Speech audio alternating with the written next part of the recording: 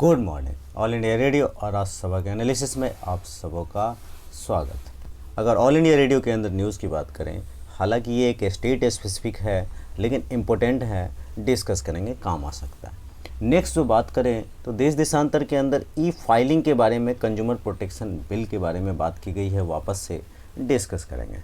Next एक G20 का virtual summit हुआ है, ग्लोबल एस्पेक्ट है, डिस्कस करेंगे। तो चलिए डिस्कशन स्टार्ट करते हैं।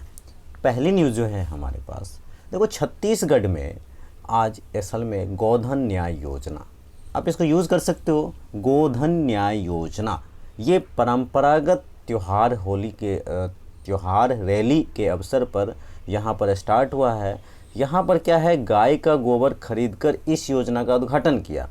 मतलब ये है, आज से शुरू गोधन न्याय योजना के तहत राज्य सरकार पशुपालकों से, जो पशु पालते हैं, 2 रुपये प्रति किलोग्राम की दर से गोबर खरीदेगी, मतलब स्टेट खरीदेगी। फिर गोबर से जैविक खाद तैयार किया जाएगा और जैविक खाद बनाने का काम महिला स्वयं सहायता समूह को सौंपा जाएगा और इन समूह द्वारा किए गए कंपोस्ट को सरकार 8 रुपये प्रति किलो, मतलब 2 रुपये में गोबर खरीदेगी और 8 रुपये में सरकार खरीदेगी।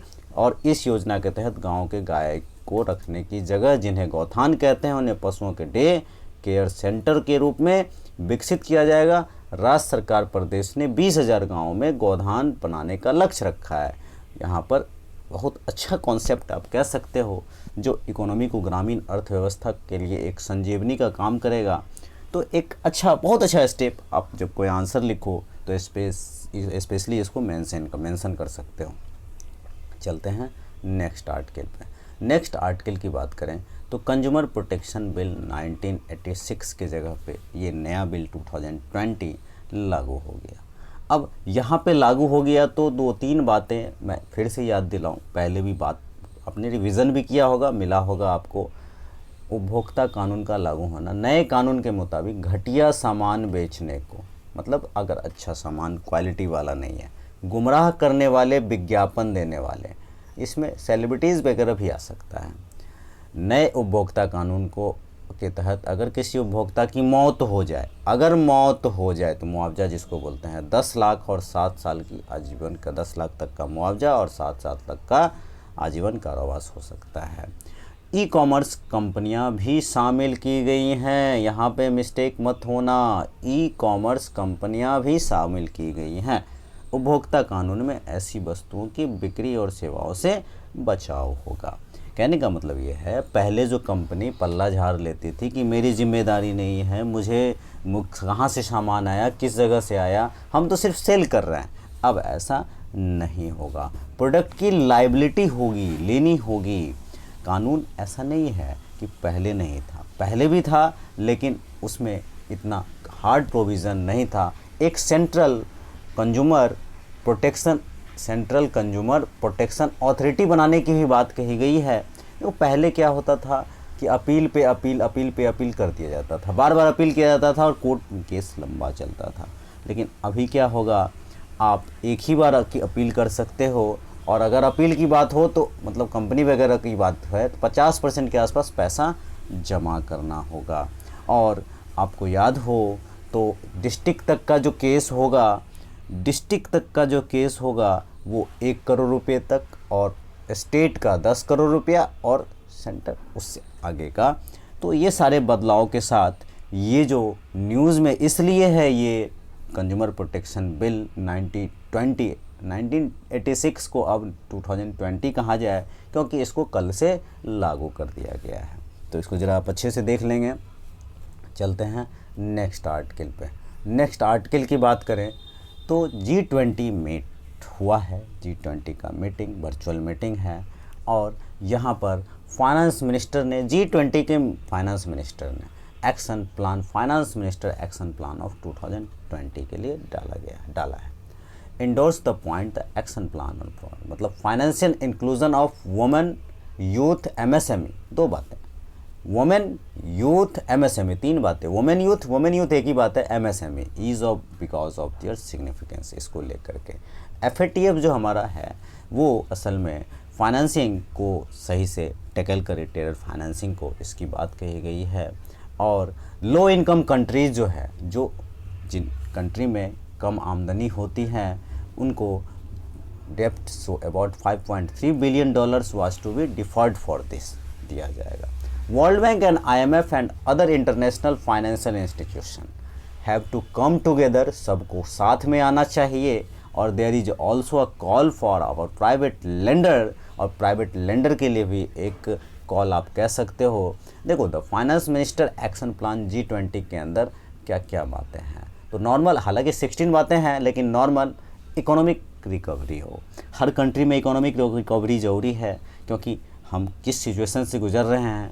हेल्थ रिस्पॉन्स, हेल्थ भी ज़रूरी है।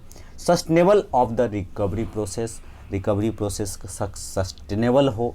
कोऑर्डिनेट रिस्पॉन्स, सबका एक कोऑर्डिनेशन होना चाहिए। इंडिया का एक्शन प्लान $295 बिलियन प्लान है। क्रेडिट रिस्पॉन्स है। प्रोवाइडिंग फूड एक बहुत बड़ा, डीबीटी आपको कैश बेनिफिट ट्रांसफ़र एक ही बात है, और MSME को सपोर्ट करने की बात, ये इंडिया का एक्शन प्लान है।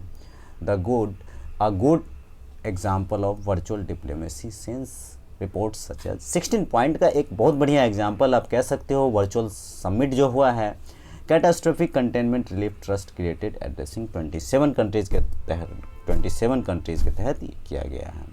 IMF has fast faced it's process request about 80 countries request of about, मतलब किस तरह से इकोनॉमी को आगे बढ़ाया जाए, इस पे बहुत ही गहन मंथन हो रहा है। ये फाइनेंस मिनिस्टर हैं गीता गोपीनाथ, और इन्होंने कहा NCR would be disburse redistributed among the least developed nations to ensure that demand can be still raise. ऐसा नहीं है, डिमांड रेज नहीं किया जा सकता है। सिनर्जी और एनर्जी क्रिएट करने की ज़रूरत है। Countries like Saudi Arabia taking lead is new, Saudi Arabia lead कर रहा है। It does not have secretariat and that makes costless. Issues क्या है? इट विल कंसिडर डेप्ट सैंक्शन, मतलब डेप्ट का एक पैंडमिक में सबको डेप्ट हो, सबको कर्ज के, सभी सारे कर्ज के तला आ रहे हैं। United Nations security veto hampering resolutions, 12% of the डेप्ट सस्पेंशन प्रॉमिस्ड। चैलेंजेस क्या हैं? बहुत सारी कंट्रीज़ जो हैं, ब्रिटेन मैसिव इकोनॉमिक, ब्रिटेन जैसे मैसिव एक ब्रिटेन जो है सो एक इकोनॉमिक पैकेज अपने लिए दिया है अपने कंट्री में। उसी तरह से tax collection would be uncertain, tax collection तो आ ही नहीं रहा है, कोई दे रहा है कोई नहीं दे रहा है, वर्क ही नहीं है तो कहाँ से देगा कोई। G20 resolution are voluntary, countries interest come first, examples Pakistan being held despite terrorism. अब कंट्रीज़ पहले अब ध्यान देने की ज़रूरत है। China is becoming aggressive, China का एग्रेशन देखने को और पाकिस्तान टेररिज्म रोकने को तैयार नहीं है। USA का पॉलिसी अलग तरह का, डोलड्रम्स का, ब्रेग्जिट का एक डोलड्रम्स अलग तरह का दिख रहा है। अब the competition with AIB and IMF, ये कंपटीशन भी एक थोड़ा सा चैलेंजिंग आप कह सकते हो। इंडिया किस तरह से अपॉर्चुनिटी देखता है, तो जाहिर सी बात है शिफ्टिंग टू वर्चुअल डिप्लोमेसी, ये वर्चुअल डिप्लोमेसी चल रही है। Better English, IT, vibrant democracy is beneficial, एक डेमोक्रेसी वाइब्रेंट होना चाहिए। Important positions are held by Indians. Chairman of the Executive Board, all WHO overseas auditor, who's WHO Deputy Director General। मतलब कुल मिला करके एक नए वर्ल्ड एरा में भारत एक लीड ले सकता है। IMF ने कहा है कि India's growth is going to be higher 1.9% than China's 1.2%। Engaging globally is our DNA. We are an interconnected, हम लोग एक दूसरे से इंटरकनेक्टेड है और इंटरनेशनल लेवल पर इंटरकनेक्टेड है। अगर वे फॉरवर्ड की बात करें तो it is a much suited organisation discuss than United Nation and preventing unilateral actions. मतलब यूनाइटेड नेशन से तो कहीं ज़्यादा बेटर हो सकता है कि ज़्यादा अच्छा काम करे और चाइना को भी साथ में लेकर के इंक्लूसिव की बात की जाए। National action has to be proactive such as digital transfer in India. Digital transfer in India में हम लोग बहुत आगे बढ़ चुके हैं, इसको भी साथ लिया जा सकता है और एक अच्छी डिप्लोमेसी के साथ इसके साथ आगे बढ़ा जा सकता है। तो आज के डिस्कशन में इतना ही था। Thank you.